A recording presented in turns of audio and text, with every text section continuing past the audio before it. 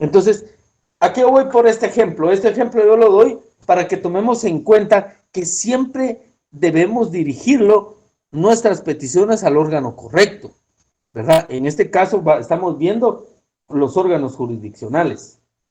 Y hay veces que los abogados no tenemos o no tenemos el conocimiento necesario para establecer y entender en realidad qué son los órganos jurisdiccionales. Entonces es importante que lo aprendamos desde ya. Los únicos que pueden ordenar eso son los órganos jurisdiccionales, que son los encargados de aplicar la ley y hacer justicia. Vamos a ver las características de los órganos jurisdiccionales. Cuando hablamos de las características de los órganos jurisdiccionales,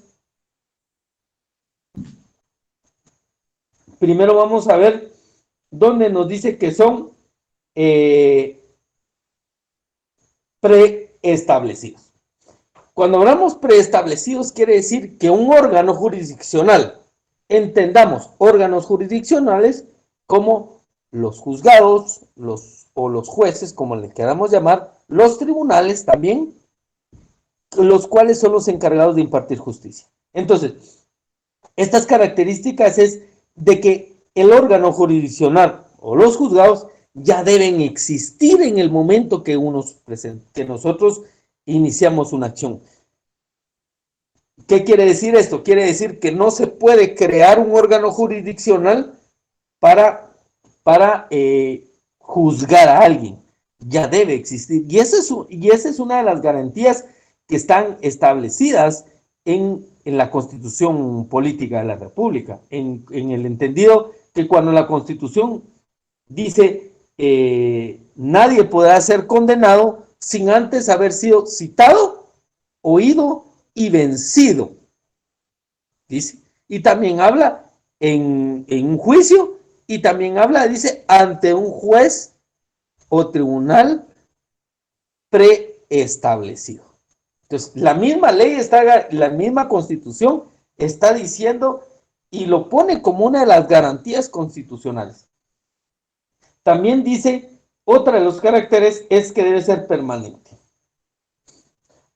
Cuando dice que debe ser permanente, es de que el órgano jurisdiccional debe ser creado con la finalidad de que perdure para que cumpla su función, ¿verdad? No decir crearlo para que juzgue a unas personas y de ahí después se quita, sino que tiene que la permanencia. Y también la integración. Cuando hablamos de integración, se refiere que dice que los órganos jurisdiccionales deben ser, cuando dice que deben ser integrados, es decir, que deben ser nombrados. Los órganos jurisdiccionales, los jueces, que son los que dirigen esos órganos jurisdiccionales, deben ser nombrados por el ente el cual es responsable, ¿verdad? Y este ente es la Corte Suprema de Justicia, ¿verdad? Entonces, de ahí vamos a ver que dice que debe ser nombrado, debe existir el nombramiento. Disculpe, una pregunta. Mande, dígame. La última característica de lo que son los órganos jurisdiccionales no lo escuché muy bien porque no tenía muy buena señal. ¿Será que me lo puede repetir? Bueno, le repito. Cuando dice que la integración de los órganos jurisdiccionales, vamos a hablar del nombramiento. Quiere decir que los órganos jurisdiccionales deben ser nombrados.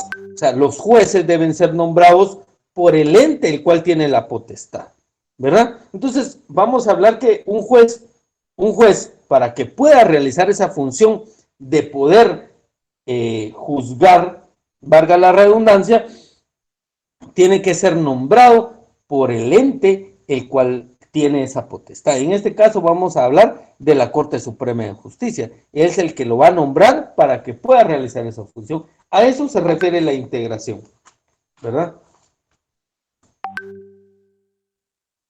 Vamos a ver ahorita y vamos a hablar de los órganos, la organización y clases de órganos jurisdiccionales. Los órganos jurisdiccionales pueden ser de dos maneras. Pueden ser unipersonales o colegiados. ¿Qué entendemos por unipersonales? Entendamos la palabra uno, personal, una persona. Unipersonales, una persona. ¿Qué quiere decir eso? Quiere decir que los órganos jurisdiccionales pueden ser una persona o puede ser colegiado. Cuando habla colegiado, se refiere a que van a ser varias las personas que toman la decisión. En nuestro ordenamiento jurídico existen órganos unipersonales que son los jueces. Y vamos a ver ahí los jueces de paz, vamos a ver los jueces de primera instancia y también existen los tribunales, ¿verdad? Pueden ser los tribunales en los cuales están formados, por ejemplo, los colegiados, vamos a encontrar las salas de cortes de apelaciones. Las salas de corte de apelaciones están integradas por 3 magistrados y esos 3 magistrados son los que a su vez toman la decisión sobre un caso en particular. Entonces vamos a encontrar que existen dos formas. Repitiendo, unipersonales y colegiados, que son los que toman, que son varias las personas que toman la decisión o emiten su sentencia.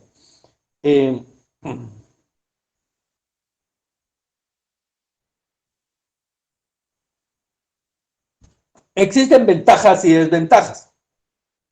Ahí las leen y vamos a ver así a grandes rasgos cuáles pueden ser las desventajas. Por ejemplo, una desventaja de un órgano colegiado es de que cuando es un órgano colegiado, el tiempo para resolver es mayor. ¿Por qué? Porque tienen que ponerse de acuerdo los 3 magistrados o los 3 jueces, por decirlo de otra manera, para emitir un fallo. O sea, es más fácil que solo una persona, que cuando cuando solo un juez es el que toma la decisión, sea más pronto. Otra de las cosas, de los factores que puede darse es de que, obviamente, en un órgano que es colegiado, o sea, varias personas toman la decisión va a ser más justa, más apegada a derecho, porque van a haber 3 personas las que van a emitir su fallo, ¿verdad? A diferencia de cuando es solo una persona que puede cometer algún error.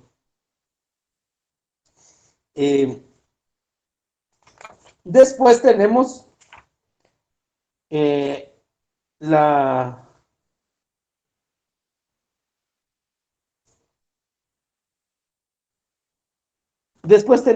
vamos a hablar de la primera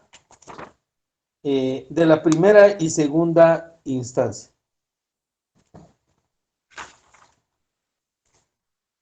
¿Qué es la primera y segunda instancia?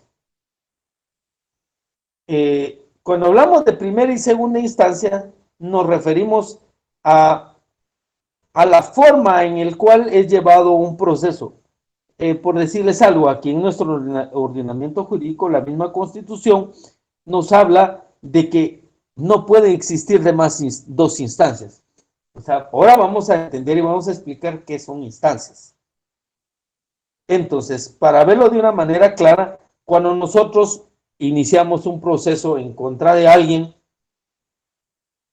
eso se maneja, eso es lo que llamamos la primera instancia. Es la primera oportunidad que nosotros tenemos de venir y exigir de un órgano jurisdiccional la decisión. Entonces, vamos a ver que en ese sentido, el juez va a tomar una decisión. A eso es lo que vamos a llamar primera instancia, porque es la primera resolución o la primera sentencia que vamos a recibir nosotros sobre nuestra pretensión, sobre lo que nosotros queremos. Pero obviamente las personas pueden estar inconformes con el fallo y la persona que está inconforme tiene el derecho de acudir a una segunda instancia, es lo que se le llama, es decir, acudir a un órgano superior para que revise lo que realizó o la sentencia que emitió el juez principal. Entonces, vamos a ver que ahí existen dos instancias. Por eso la ley, la Constitución, nos habla que no pueden haber más de dos instancias. Porque imagínense, si hubieran más de dos instancias, podrían estar en un proceso, podría no tener fin nunca, porque está inconforme una persona, y de ahí está inconforme a la segunda resolución, la tercera, la cuarta, la quinta, y podría ser un proceso, no podría tener no podría tener fin. Por eso es que la ley, la Constitución nos habla de dos instancias. Entonces, cuando hablamos de las dos instancias, vamos a entender que la segunda instancia va a servir es como una forma de controlar controlar que el órgano jurisdiccional que emitió su sentencia en primer grado lo haga de manera justa, ¿verdad? Apegada a derecho, y ese es uno de las formas en las cuales la ley le da la oportunidad a las personas cuando están inconformes con el fallo de poder acudir a un órgano superior, ¿verdad?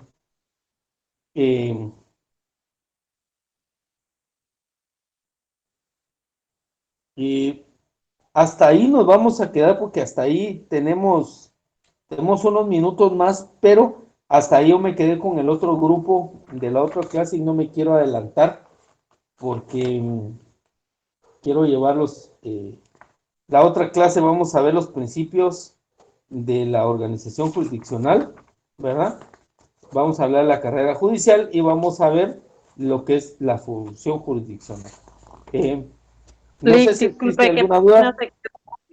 Dígame. ¿qué página se quedó que lo estuve buscando eso del... Página 52. Página Gracias, 52. Es importante que vayan haciendo sus resúmenes, el que les he pedido, ¿verdad? Porque como les platiqué anteriormente, esa va a ser su zona, es la forma en que, entonces, por favor, hay que leer todo lo que está, lo que no abarcamos aquí, porque no podemos leer todo, ¿verdad? Pero estamos hablando las partes más importantes que a mi criterio ustedes deben aprender y deben de entender para poder llevar a cabo este curso, ¿va? Que en realidad es, como yo lo manifesté en otras oportunidades, para mí es el curso más importante de la carrera, ¿verdad? Porque aquí encuentran la base ustedes para poder litigar. Esta es la base que utilizan todos los abogados, ¿verdad? No sé si tienen alguna duda con relación a los puntos que vimos el día de hoy.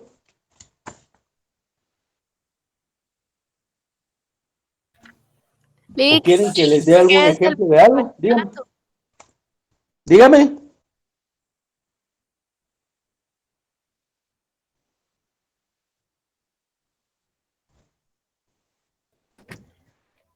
Solo quería saber qué es el prevaricato. Prevaricato. Prevaricato se le llama cuando un juez viene y emite opiniones antes de emitir su sentencia. Entonces, en realidad, lo que se pretende es que el juez debe ser imparcial. Los órganos jurisdiccionales deben ser imparciales. Entonces, cuando hablamos de eso, es de que cuando un ejemplo, que el juez venga, usted intente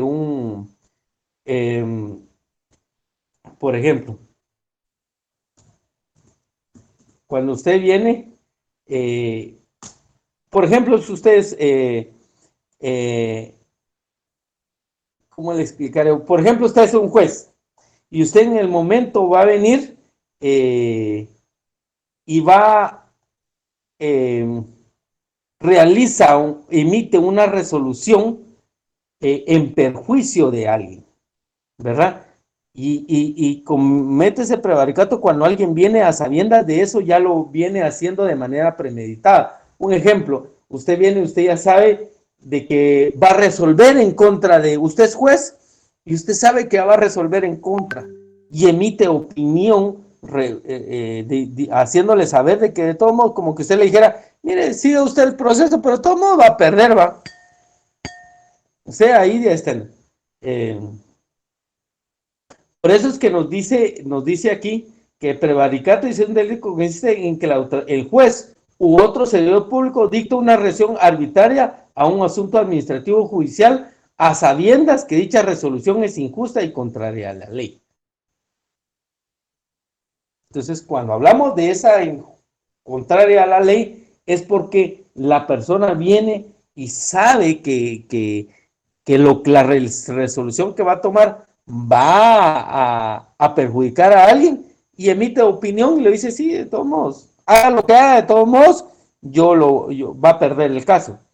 Ese es un delito que cometen los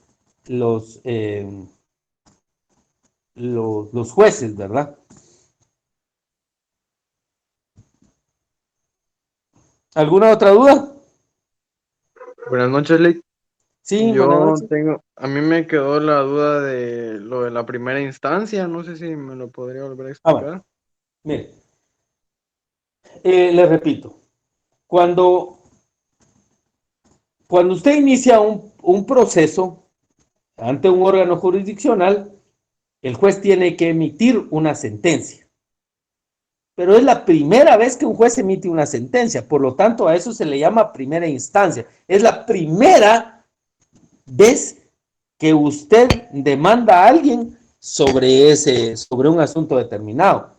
A eso es lo que se le llama primera instancia, o sea, es la primera vez. En el momento de que el juez viene y le emite una sentencia, vamos a poner un ejemplo usted presenta su demanda y la demanda el juez se la declara sin lugar. Le dice, mire, don Ángel, usted no tiene la razón y dicta una resolución en contra suya. En ese momento, él dicta una resolución que se le llama en primera instancia, porque es la primera sentencia, ¿verdad? Entonces, usted tiene derecho de acudir a un órgano jurisdiccional superior para que revise lo que resolvió el juez. A eso se le llama segunda instancia. Por eso es de que existen dos instancias. Primera, la que usted elige para solucionar su problema, y la segunda es la que usted de alguna manera elige también para que revise lo que hizo el primer juez que le resolvió. No sé si lo entendió bien o quiere que lo explique de otra manera. No, Lick, ahí hoy sí ya le capté, es que la Ya. segunda instancia sí ya la tenía clara, pero la primera no. Ah, bueno. Entonces Hoy ahí sí está. ya encaja todo. Gracias. Yo no sé si alguien más tiene alguna duda.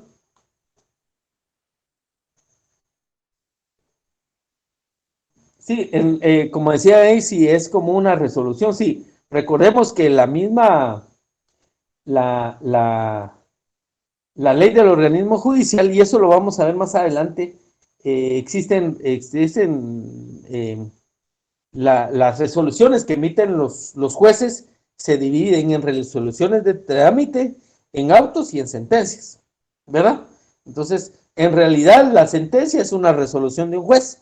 Únicamente la diferencia es que la sentencia pone fin a un proceso, ¿verdad? Y en cambio una resolución es la que se utiliza para darle trámite a un proceso, ¿verdad?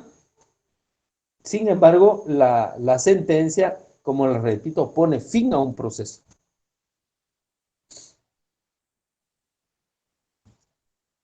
¿Alguna otra duda?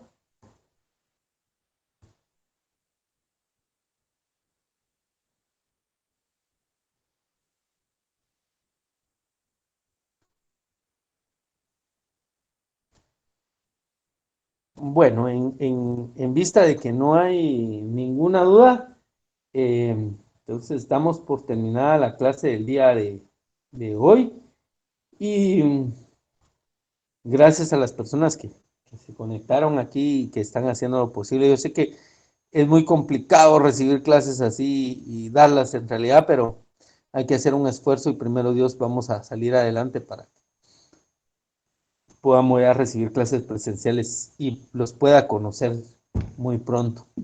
Entonces, ahí quedamos con la clase de hoy. Cualquier duda, ya saben que ahí estoy a sus órdenes. Ahí se me cuidan y se me portan bien, por favor. Gracias, Lick. Gracias, Lick. Feliz noche. Feliz noche, bendiciones, se me cuidan. Feliz noche, Lick. Gracias, Gracias, Lick. Lick. Feliz noche, Lick. Bendiciones. Feliz noche, bendiciones.